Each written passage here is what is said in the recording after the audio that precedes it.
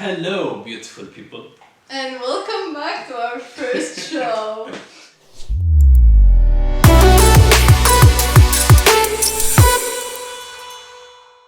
So we have three sections, and the first section is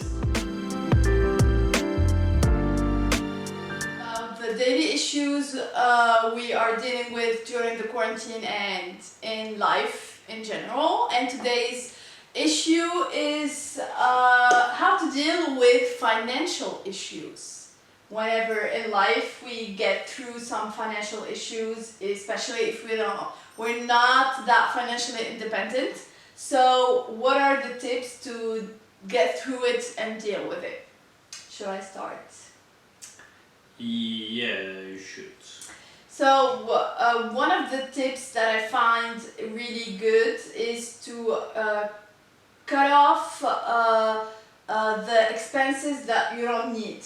Whenever you feel like you are going through a rough financial patch, it is important to get a list of the daily mandatory important expenses that you have to pay, like for the rent you cannot not pay it, and make a list of the expenses you can cut off, like subscriptions or things you don't need that you can cut off for to like do like a kind of economy. Yeah. Is it easy though? Okay, for the people who say, like logically, they don't need it, and there is, and we are a consumer society, so we consume a lot, and there is a lot of, let's sorry for the term, stuff. Okay, I did replace by stuff. Yeah. So stuff that we don't need. For example, to be honest, this is what we don't need, because it's not something necessary if you want. But for the people who say, for example, so for the people who say, I need this because psychologically it helped me. How you can tell them, okay, lower your expense? I would say, take an example.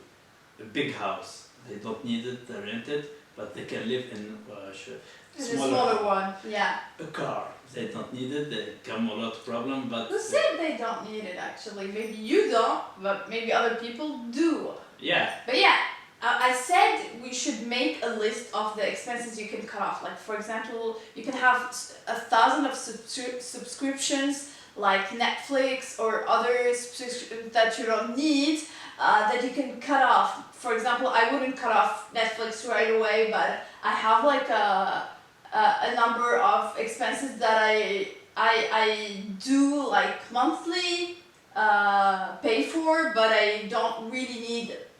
And okay, let's go deep on this. Okay. Okay. So the example that you did give is, okay, Netflix, but not Netflix. Okay, let's go deep just a little bit, not on Netflix and per se, but let's say at the end you have financial problem. Okay, you have a financial problem, you have expenses. Okay, let's say we did your strategy by putting aside some stuff that we think we don't use. Okay, but it's not enough. It is not enough. No, I in said one of the situation, tips, in you this start with is that, but it's not obvious, it's not enough. So how you can cut off the other expenses that you should cut off because you need to. And either you want to grow, either you want to... How to convince yourself to say, I don't need that object to stay happy. Yeah, obviously there is this first list that you can cut off easily, but there is this second list, the gray list, that you don't want to cut off, but if you find yourself like financially really bad, then you have no choice. Like for example, I have a car and I don't use public transportation here in France for personal reasons because I don't like them in general, but to be honest, it's not a life or death kind of tool. It's not like I cannot live without my car, but I would really like 100% rather not use anything else than my car. Now, when I start with the first list, when I find myself in a red zone where I am really financially tight, Then I get to the second list where I don't use my car anymore, or other things that are related to that. To be honest, it's not easy for me. It's a little bit depressing that you find yourself not being able to do the little things that make you comfortable in life, like using a car, going out for coffee, or eating out. But when you find yourself like your back against the wall and you cannot afford to, buy the fuel, or your car's gas, or go for a drink, or go for a night out, then you have no choice. It may be mentally hard, psychologically hard, but you get to a point where you don't have an option anymore. The only thing that you are obliged to pay for are the rent. Now, if you've decided to, if you're living in a house bigger than your needs, maybe that would be the last thing to try, or if it's possible to change. But if it's not, then you have to deal with it and cut other things loose. Yeah. Okay. What are your tips now? Okay, my tips is what you said exactly, and how you did express this is exactly what I want to say. Is, okay, the rule is to not go to the financial problem, try to save, lower your life of living, but you need to know yourself. You need to try to find a combination of happiness and lowering your life way of life, okay? Because some people say, okay, cut off Starbucks, cut off eating out, cut off this and cut off out, but if you are depressed after all, it's not useful. So you will spend some stuff in the thing that it's easy for you to spend, but try to cut off the other things that are easy and find your way. So logical thing, save money, try to invest it afterwards, but save money, put some cash aside also at the same time in case there is a crisis or otherwise. But at the same time, try to find your combination and try to see yourself. Sometimes you need to go out and have a drink with your friends. You will spend some money, but it's enough energy. Sometimes people need having a car, because otherwise it will block their mind, and the mind is more feeling bad. Yeah. So they need that, but on the other hand, she will risk it with her house. So she will take a smaller house. So you need to decide, you need to find your way, and this is how... Decide what is important and what is like optional, or let's say mid-optional. Like I said, there's the first list of things you can cut off easily, and there's a list of gray kind of cut off only if necessary. But yeah. Moving on to the next section, where we answer your questions related to our field of expertise, which is consulting, CRM, Salesforce. And today's question is asked by Adrian, who said, does anyone know of a way for live chat agents to view who else is online, as well as the current queue information, without giving them all Omni supervisor access? Okay, so just to, like usual, to put in perspective, Salesforce is a CRM tool, as any other CRM tool, but in his case he's talking about service. Service is where the client give their issue with your company or their product or your service. That's why it's called service.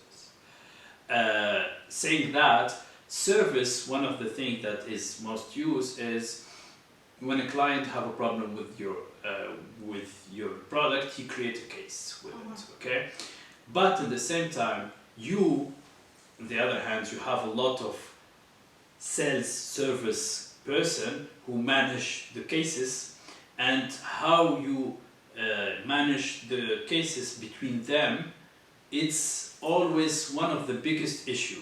You need to create a good process with it, you need to create a good organization, and you need to adapt the tool in a way to help you establish this combination between the cases and who's the service guy who will handle it. Absolutely. So yeah, omnichannel will distribute the cases. You have to be clever about the distribution. Depending on the business use behind it, you can choose the queues and the escalation queues, etc. In this case, there is no standard way to give your live agents the view to see who's online and those kind of informations. So you can make component like a customized component, or you can create a flow, a screen flow that will go through the users that are in the group of the queue, because the queue is technically a group.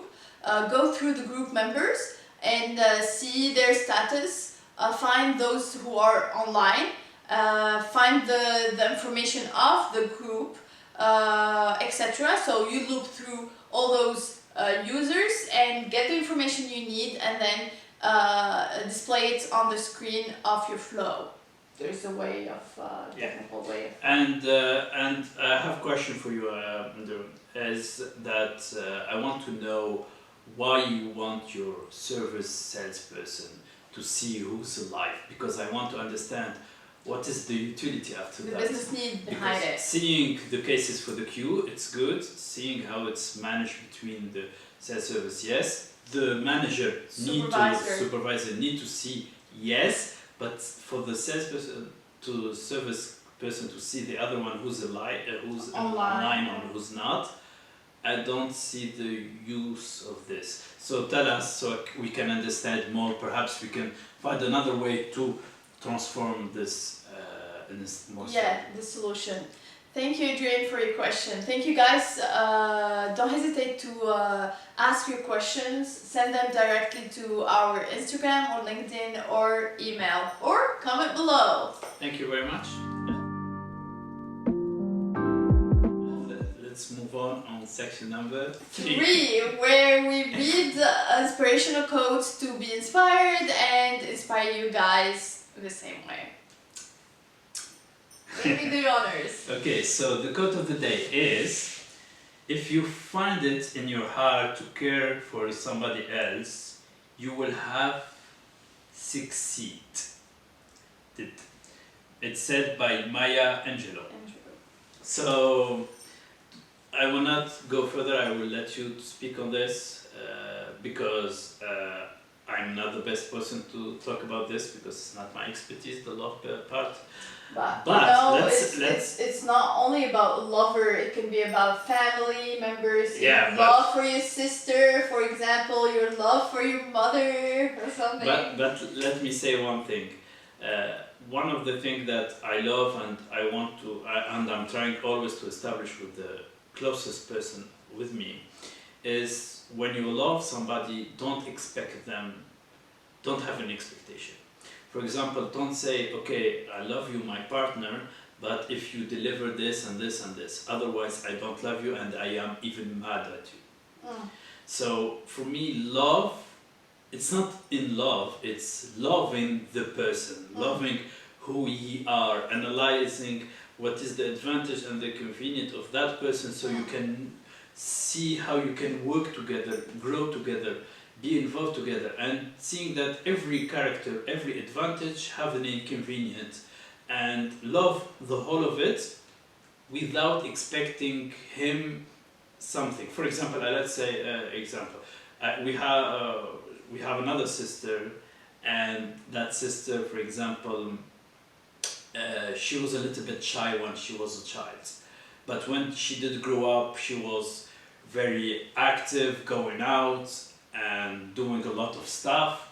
But at a certain point, she did like travel to other places, and at a certain point, our parents were a little bit scared for her. But we said after a while, and my sister and I, we did discuss with our parents. We said we did push her to not be shy, to not stay shy, and this is we did succeed. Her way of No. expressing Yeah. her lack of, or the fact that she's free from being like shy most of the time. Yeah. So you need So to cool. love the person without expectation. Exactly. So like they say, it's easy to fall in love. It's harder to actually love the person, because when you fall in love, you expect that person to love you back the way you love them, which never happens because we don't function in the same way. Whereas when you love somebody, you love them for them. You don't expect from them to love you the way you love them. So there's talking again about the unconditional love, right? The hardest thing is to love somebody and coexist and learn to live together and grow together without actually pushing that person to change into the person you expect them to be. Because you have your dreams and desires and your goals, they have theirs. So if you expect them, you want them to understand your goals and your dreams and support them and be there for you without actually coming to and trying to change it to adapt to their lifestyle or their goals, then you should do the same. So it's really important to find that balance between loving each other and believing in each other and giving each other space or room to grow and achieve your respective goals and your respective dreams. Your dreams can intersect. You can have the same dreams, like having children or having a house or something, but you will have like separate dreams or goals. So the most important thing is to try to be patient and supportive and accept and be there for one another without actually without actually making the other person change the way you want them to. You know? So I do understand that, and I think that is good in reality, and also it is the vision. So don't try to compromise the other person's belief and vision to be aligned with your imaginary Exactly. wants. But I want to just precise or to understand more your perspective on this. Mm-hmm. If we talk about everyday task, if you love somebody, for example, your friend that you live with him, or your husband or your family member, and you live with him, and you expect him to do this and this task related to the house or related to the lifestyle, are you allowed to do stuff like that, or push a person that, for example, let's say you have your let's say your friend who you live with, and you push them to cook for you, or to push them to have half. I think we should talk about it in every relationship, whether it's your husband, your roommate, like you said, whether your roommate can be your friend, your husband, your brother, whatever that person is. The most important thing is always communication. So try to communicate, try to talk about your respective tasks so that they are clear in each other's minds. So now if I like to cook, then I will tell you I will cook. So don't really don't even get into the kitchen, I will do that. In the same time, what can you do? So we can talk about our respective tasks. The key is always communication, to talk about things. Expecting from the other person to do something without even talking with that person is absolutely wrong, because after a while he will be fed up and say, yeah, we didn't agree on this, I don't feel like I want to do that anymore. So yeah, communicate, try to be clear from the beginning about the things you need to do respectively. Yeah. Oh yeah. So yeah, it was very insightful. So thank you very much for this, and tell us if it was insightful or you have an idea on this. Don't hesitate to put in a comment, to talk to us. Let's grow together, guys. Send us your comment, feedbacks on Instagram and LinkedIn. Have a great Friday and a great weekend. See you in the next episode. Bye.